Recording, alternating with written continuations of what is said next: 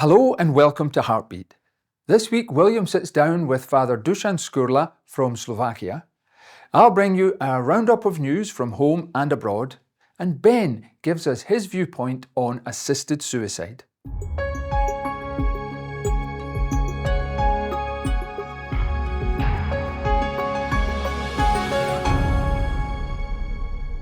Today I'm talking to Father Dusan Skurla, a Roman Catholic priest based in Slovakia. Towards the end of July, Father Skurla, alongside a group of intrepid pilgrims, cycled over 800 miles, all the way from Lendac in Slovakia to Rome for the pro-life cause. As they set out to, the group made it in time for the recent Jubilee of Youth. Father works closely with the Slovakian March for Life team, and the pro-life cause is very close to his heart. Thank you for joining me, Father. As I just mentioned, you recently completed quite a significant bike ride all the way from Slovakia to Rome. Can you tell us why you set out to complete such a challenge? Yes. So our tour to Rome is part of much bigger and longer, older project, which we call On Bikes for Life.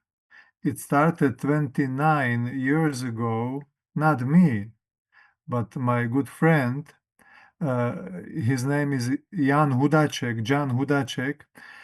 He was, at those days, he was 35 years old, and he and his son and his few friends started to travel on bike from one city to another where there is some abortion facility, and to simply be present there and pray, and to visit also a Catholic community in that city. It was very primitive in those days. Remember, it was 7, 8 years after Velvet Revolution in Czechoslovakia. People were not used to make such public protests, and John was afraid of people, and people were afraid of John. They called police to check and the situation. Now, after 29 years, we are much more experienced, and our presence in the front of those buildings, abortion facilities, is well accepted. Regarding myself, I started be present at those summer actions from 2014. So it is my 12th summer what I attend this action. So what we do, we simply visit. We make a plan for from 2 to 4 weeks, and we every day visit some places where there are abortions. Number of these places is in Slovakia about 67. So we choose several of them and we visit them.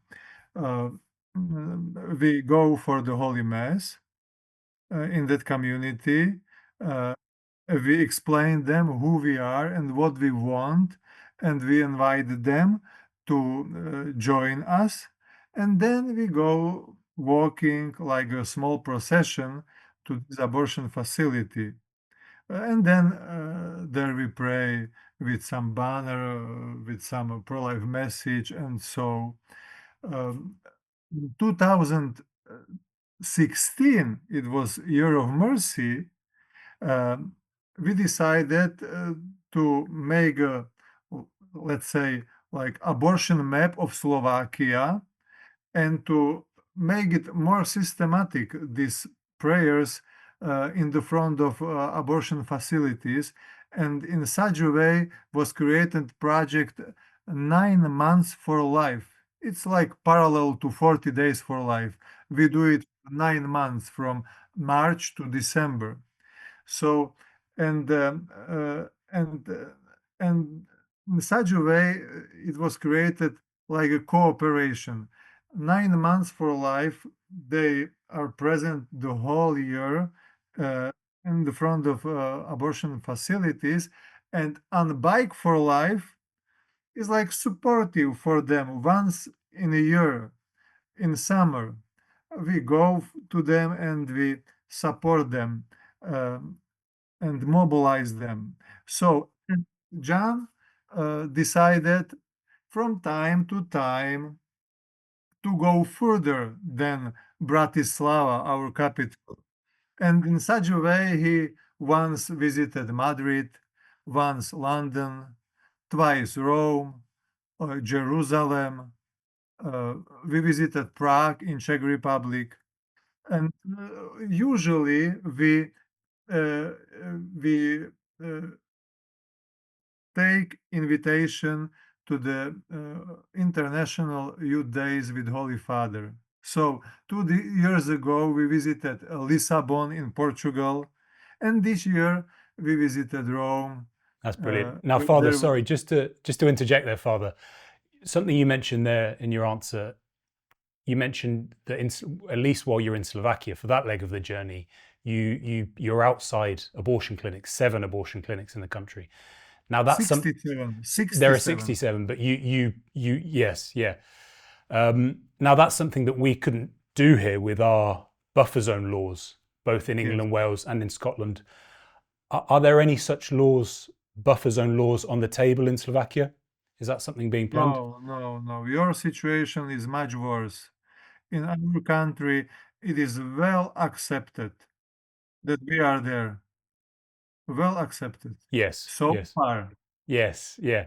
Now, Father, you mentioned the support you get from locals whilst you're in Slovakia for that leg of the journey. As you get closer to Rome, going through Slovenia, all the way through Italy, do you encounter much support from the locals there? Of course, in Slovakia, we invite them to join us. Some of them join us. In foreign countries, we don't go to abortion clinics. We just simply make our personal pilgrimage with our intentions, but we do not stop there. There is a language barrier. We are not able to speak Hungarian, Slovenian, Italian, and so on.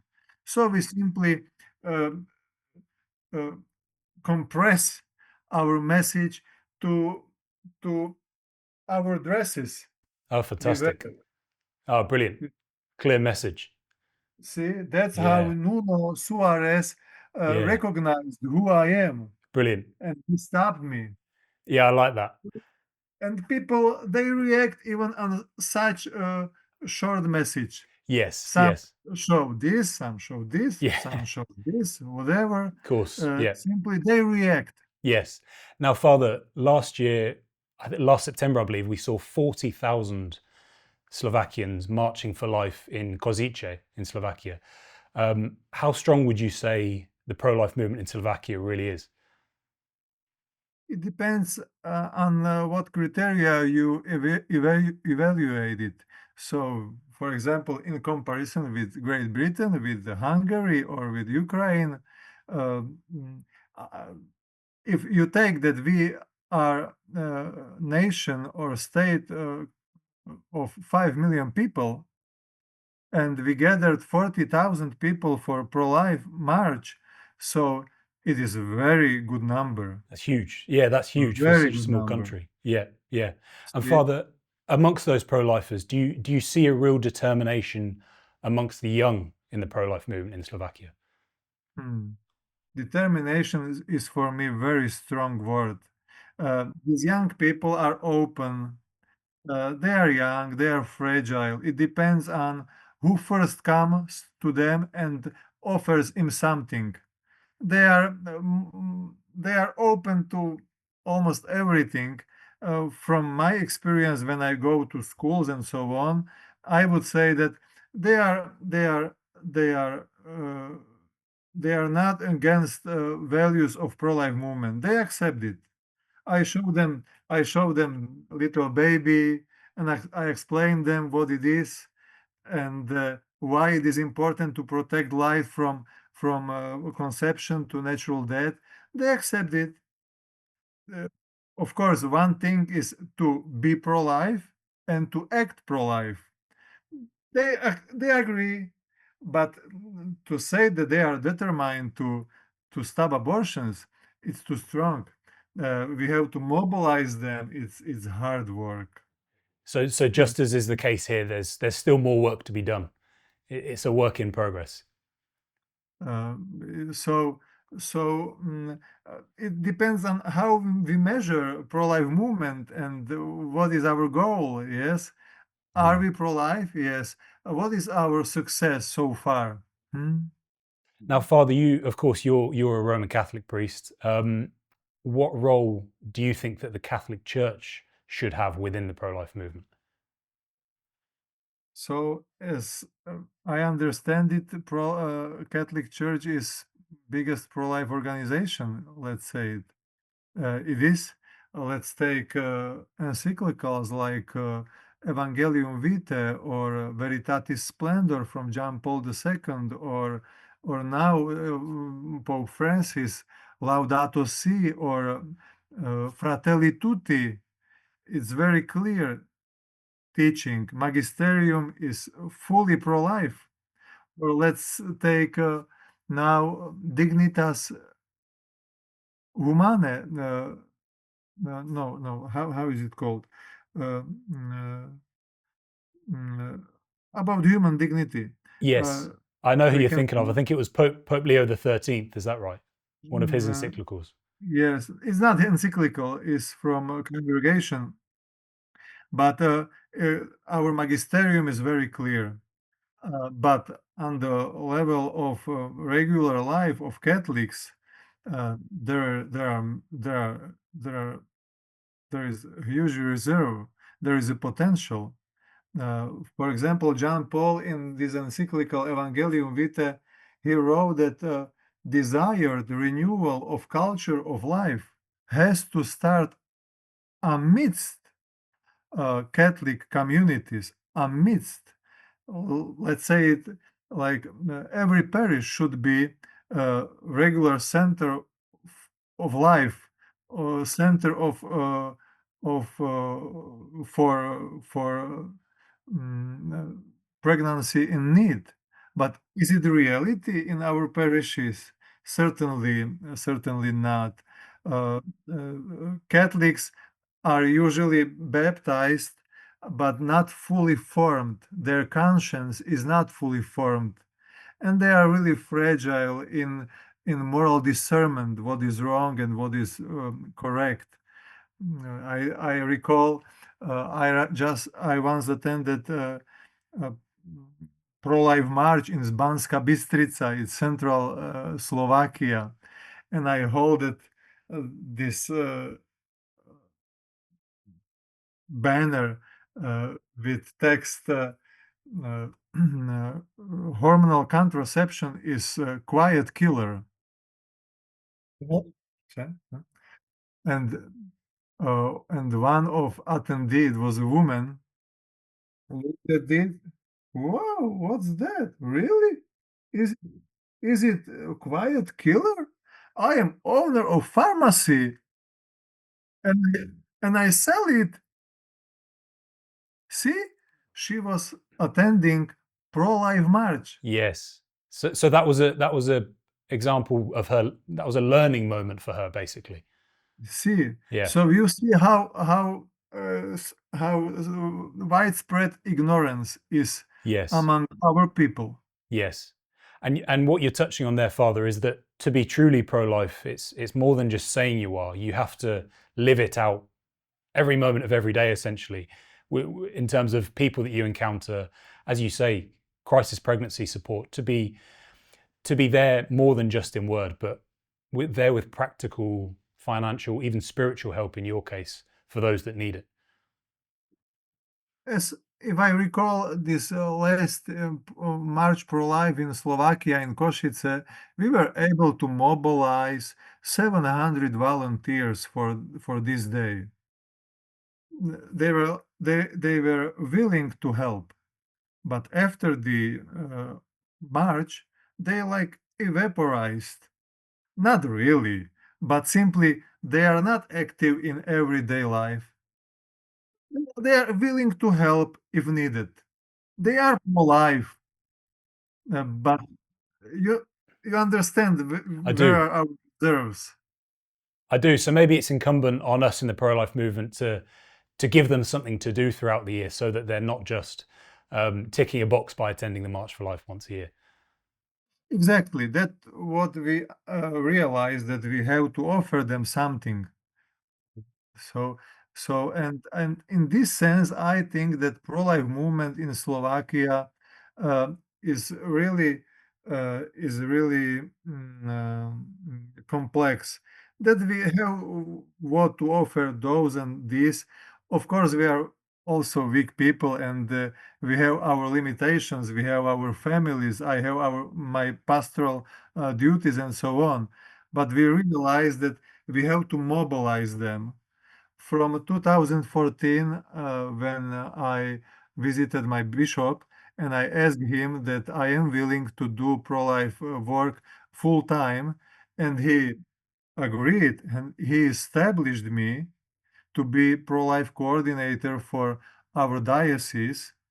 So I try to build pro-life structure in our diocese. In our parishes, we have them about 220, and I am pretty successful, but it is it sucks. It is it is it it is so hard work to mobilize those people, and to keep them active and to teach them how to be active. It works, but it is very difficult. Father, thank you for joining us, and it's good to see that there are real similarities in the pro-life movement, whether you're in Slovakia or the UK. So thank you, Father. Thank you for watching SPUC TV. If you're enjoying our content, please subscribe and ring the bell for notifications.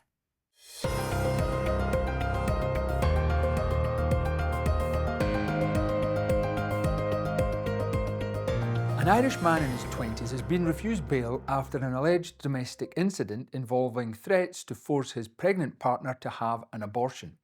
The judge in Tallaght District Court found that the woman was left in fear for both her own safety and that of her unborn child. The accused, who cannot be named due to legal restrictions, has pleaded not guilty to charges, including criminal damage and theft, following a confrontation on the 12th of September. Garda Brendan Byrne presented serious objections to bail, citing concerns that the man might fail to appear in court and, worse, might try to intimidate or interfere with the complainant. According to the woman's testimony, the accused allegedly escalated a domestic dispute by behaving violently and threatening to drag her by the hair of her head to the abortion clinic. The allegations touch deeply on the sanctity of the unborn life, a concern that pro-life advocates have long emphasised. That pregnancy must be protected by law from any form of coercion. The threat to force abortion violates not only the woman's bodily autonomy, but also the right of the unborn child to life. The case escalated further when Gardaí reportedly discovered a key to the woman's home in the accused man's pocket during a search. Judge John O'Leary noted that while the accused is legally presumed innocent, the seriousness of the threats and the woman's fear rendered bail inappropriate. He emphasised that the case involves alleged coercive behaviour and there is a high likelihood the accused could interfere with the complainant if released. The judge also highlighted the unborn child's vulnerability in this troubling scenario. For pro-life supporters, this case underscores the urgency of protecting the rights of pregnant women against force and coercion. It reinforces the argument that the law must defend both mother and child from threats to life and from duress. The accused was remanded in prison until the 19th of September, pending directions from the Director of Public Prosecutions. Author J.K. Rowling has publicly announced she no longer supports assisted dying. a stance that aligns with concerns long raised by SPUC about the risk of coercion for sick or vulnerable individuals. Rowling explained in a post on X last week that though she used to believe in assisted dying, she changed her view, largely due to insights from her husband, Dr. Neil Murray, who raised alarm about how assisted suicide laws can pressure people already in fragile situations. Rowling's shift comes at a time when the House of Lords is debating proposed legislation to legalise physician-assisted death. Her decision to speak out follows a growing chorus of voices cautioning that such laws, even when well-intentioned, carry real dangers of abuse, subtle coercion, and discrimination against people with disabilities, chronic illness, or reduced autonomy. In her post, Rowling credited her husband with helping her see how vulnerable individuals might be pushed to consider assisted death, not purely because of suffering, but out of fear of becoming burdens to their families or society. She emphasised that language around compassion and dignity in assisted dying debates often mask these pressures. Advocates for assisted dying often portray it as an expression of mercy and individual autonomy, but SPUC and other campaigners have long warned this framing overlooks the slippery slope, where legal safeguards may fail, where patients feel obligated to choose death, or where marginalised persons are implicitly encouraged to believe their life is not worth living. J.K. Rowling's reversal underscores these fears and adds her voice to arguments demanding stronger protections for life, even when someone is suffering. Statistics from jurisdictions that permit assisted dying show a common theme. A significant portion of those who choose it cite being a burden or facing financial or emotional pressures as reasons. These figures are cited by pro-life groups to highlight how assisted dying laws may exploit rather than alleviate vulnerability. Rowling has not only expressed her changed view, but also shared content from others who warn against assisted suicide, including posts from medical professionals and lawmakers who caution that dignity rhetoric can be coercive and insufficiently protective of those most at risk.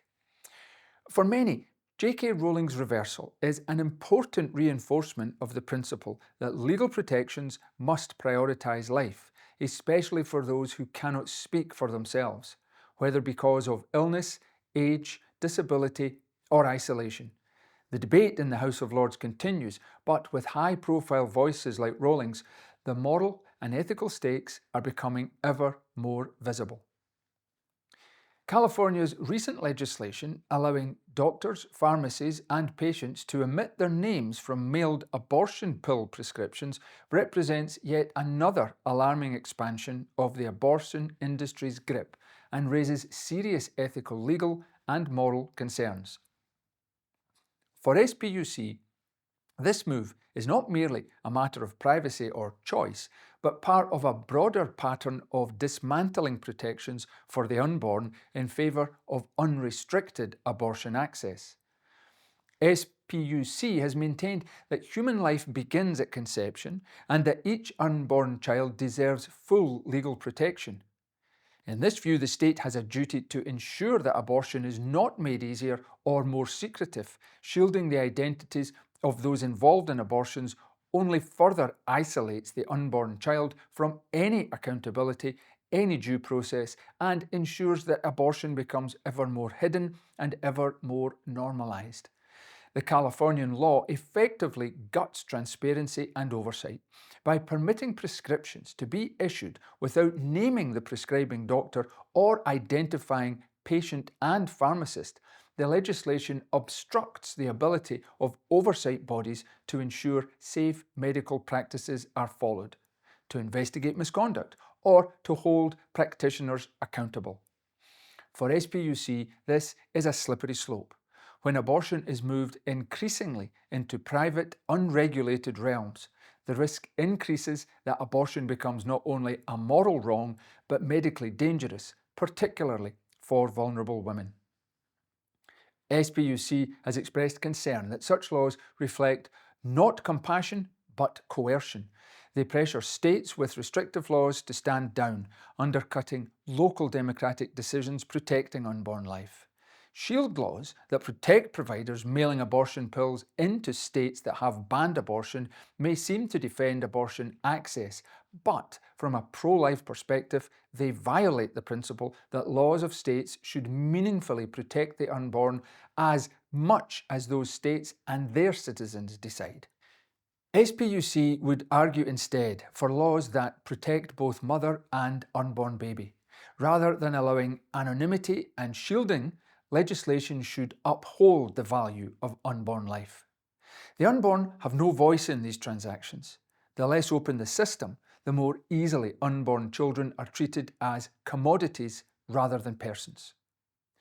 And finally this weekend sees the SPUC National Conference take place at Yarnfield Park Conference Centre in Staffordshire.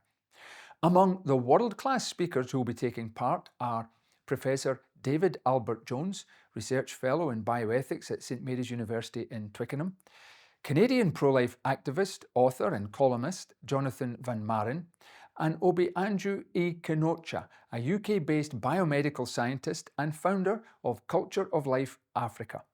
Although the conference has sold out, SPUC TV will be interviewing all three speakers and bringing their interviews to you in future episodes. That was SPUC TV News, bringing to light what others hide. We're told that assisted suicide will always be safe, rare, and surrounded by strict safeguards. That it will only ever apply to those who freely and explicitly request it. But the reality in countries that have taken this path tells a very different story. Take the Netherlands. Assisted suicide began there with narrow limits and promises of control. Doctors insisted it would be tightly regulated, reported, and only available for those who asked for it. Yet today, euthanasia makes up nearly 1 in every 20 deaths, almost 10,000 people every year. And not all of them consented. As our parliaments are on the brink of passing assisted suicide laws, it looks as if this is exactly where we are headed. I'm Ben Weller, and this is Viewpoint.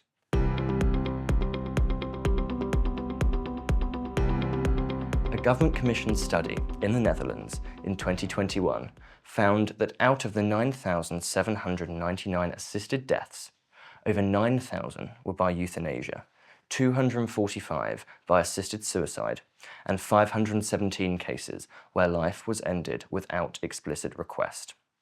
That's more than 500 people, mothers, fathers, grandparents, killed without ever asking to die. This practice has a name: LAW, life ending without request. Doctors in the Netherlands admit this themselves in confidential surveys. Those same surveys show persistent underreporting, with many deaths never recorded as euthanasia at all. And the trend is rising. Involuntary euthanasia is increasing. This is the slippery slope in action. What begins with choice ends with lives taken without consent. Belgium went even further. In 2002, euthanasia was introduced for adults in exceptional cases. Politicians reassured the public it would be narrow, rare, and carefully controlled. Just 12 years later, Parliament extended it to children with no age limit. Belgium became the first country in the world where even minors can legally be euthanized. Safeguards designed to protect the young were swept away barely a decade after the first laws were passed. There are also disturbing reports of euthanasia patients in Belgium having their organs harvested for transplant, raising profound questions about whether vulnerable people are being seen as lives to protect or just resources to exploit. Meanwhile, Canada shows how quickly the slippery slope can become freefall. In 2016, Canada legalized medical assistance in dying, or MAID, as a supposedly compassionate option for those who were terminally ill and near death. Politicians promised the criteria would stay narrow and carefully focused. That didn't happen. Only a few years later, eligibility was expanded to people with disabilities, chronic illnesses, and psychiatric conditions.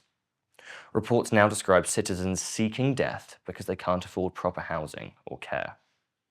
Veterans of PTSD have been offered assisted suicide instead of counselling or disability assistance. The numbers are staggering. In 2022 alone, 13,000 Canadians died under MAID, more than the population of most UK towns. Experts now warn it is on track to become the third leading cause of death in that country. What began as a law for the dying is now a system offering death to the vulnerable and the poor and the mentally ill. In the Canadian province of Quebec, the expansion has been ever more rapid.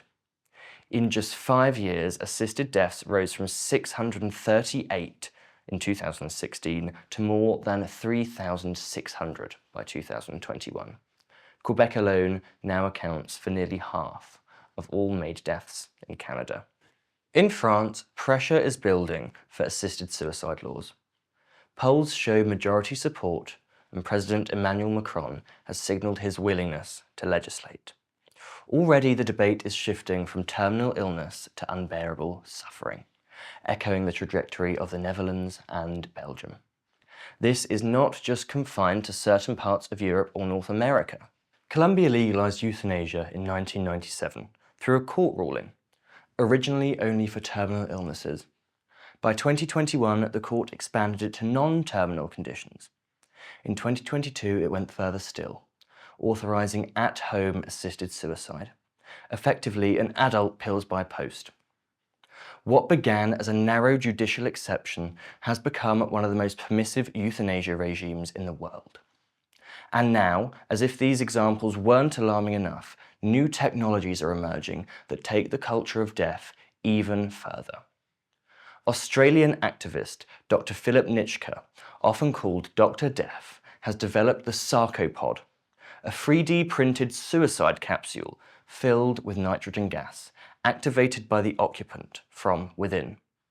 Promoted as a peaceful and dignified way to die, its first use in Switzerland ended in tragedy, suspicion, and cover-up. A 64-year-old American woman became the first to enter the pod. A post-mortem later revealed unexplained strangulation marks on her neck. Swiss prosecutors even suggested possible homicide.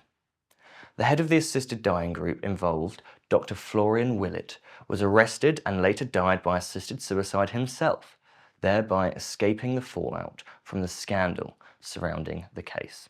Despite this, Dr. Nitschke insists he wants to bring his suicide pods to the UK if our parliaments pass their assisted suicide bills. So, a device with a proven track record of failure, already linked to controversy and likely homicide, could soon be available here. This is the inevitable direction of travel once assisted suicide is legalised. The safeguards collapse, the boundaries fall, and human life itself becomes something entirely disposable and utilitarian. Every society is built on certain moral foundations. Archetypal ones have always held that the most basic is that innocent human life should never be deliberately taken. Assisted suicide scuppers that principle. Ethically, it redefines medicine. The Hippocratic Oath bound doctors to heal, never to kill. Assisted suicide rips that up too. Once doctors are authorised and possibly bound to end life, the line between care and harm is blurred, if not completely destroyed. Socially, it corrodes solidarity. True compassion means standing with someone in suffering, offering care, presence, and support. Assisted suicide confuses compassion with elimination, treating the person as the problem rather than the illness. Philosophically, it introduces a chilling logic that some lives are no longer worth living, that they're barren of the capacity to feel any joy. Once that threshold is crossed, there is no obvious stopping point. If terminal illness is today, why not chronic illness tomorrow? If adults today, why not children tomorrow? This isn't fear-mongering, it's a lived reality in every country that has travelled this road. The choice before us is stark. uphold the intrinsic value of every life, or redefine life's worth according to circumstance. Recent history shows that once we begin down the latter path, there is no turning back. There's a better way, one rooted in the elimination of suffering, not the elimination of the sufferer. Modern medicine through palliative care can manage even the most severe pain, not just symptom control, but emotional and spiritual care through the UK's world-class hospice system. Let's remember, some people request assisted suicide not because their pain is uncontrollable, but because they feel abandoned, lonely, or a burden. In fact, over half of victims in Oregon say that being a burden was their biggest driver. That is a failure of society, not medicine. The answer is not a lethal dose. The answer is presence.